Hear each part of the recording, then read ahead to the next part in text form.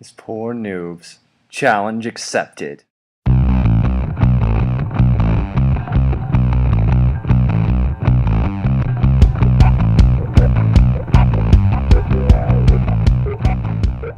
Good evening, guys. It is Saturday night here back in the book room again.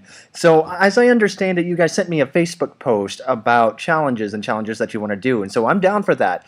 So far, I've heard about the milk challenge, and I've heard about I know there are other challenges out there, and you also wanted to do tags, as I understand it. So, hey, I'm cool with that. I'm down with that. We can do whatever you want to do. Just make sure that you're going to be able to hang with me. Although, whenever you look at all of this massive awesomeness right here staring at you dead in the eye, I don't think you can really do much about, winning. In other news, I learned how to use something called a total data station this week, and let me tell you something about the total data station. It is freaking awesome. Professor Castillo, what's a total data station? Well, me from the other side of the room, a total data station is a device that allows you to take points in a geopositioning system, and it allows you to make images and a grid to reference other points in space and time. Essentially, it's like a smaller toned down version of Google Earth that allows you to do all sorts of cool, awesome referencing stuff with your archaeological units that you wouldn't normally be able to do otherwise. And yeah, I have shades on because it's that damn cool. So from the thought web to the new guys, Chelsea and Sam, welcome aboard. I'm glad to be able to dialogue with you two, and I miss both of you very, very much. I know you guys are having an awesome time creating your new series, your new YouTube channel, the Index of Antics, and I am very proud and very happy to say that I am one of your new indexers, so be ready. Side note, I actually got to use this thing today, and I was chopping up all sorts of cool stuff with it, and I have to say, this is probably the most useful thing other than my trowel that I have here with me at field school. As per the Thought Web, today's book is Archaeological Theory and Introduction.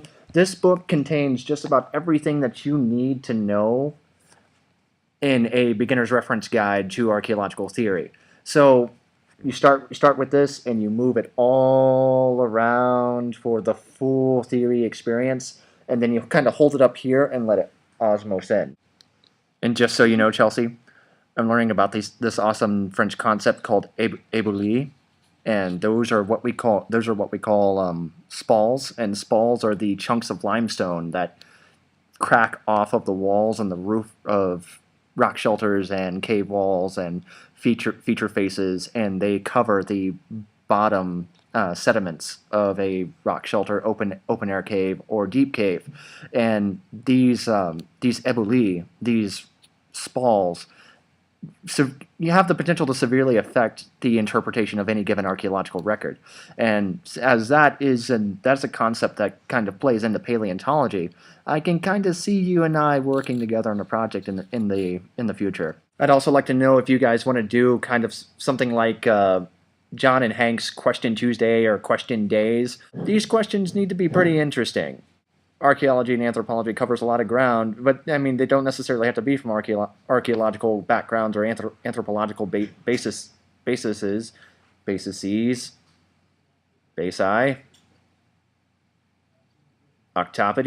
You know, I'm not really quite sure if it would be bases or bases. Although, I mean, going back to that thing, if Chelsea remembers the octopody debacle of 2012. Personally, I'm voting for the octopodes. Actually, I take that back. I think I'm voting for the octopi. Octopi sounds a lot better. Anyways, that's all I have for today. Thank you guys so much for sending me a video. Sam, I am not going to punish you because, well, you weren't exactly in the punishment ring. I didn't actually send the existing challenge to you, so you're kind of exempted for now. However, I need to know if you guys need to lay out some punishment guidelines. We can lay down punishment guidelines. That's cool with me. Anyway, we can do this How I Met Your Mother style, or we can do this any other way you guys want to, like not making a video over 4 minutes and such. But anyways, DFTBA, thanks guys so much for sending me your video. Best wishes, and I will see you later on the web.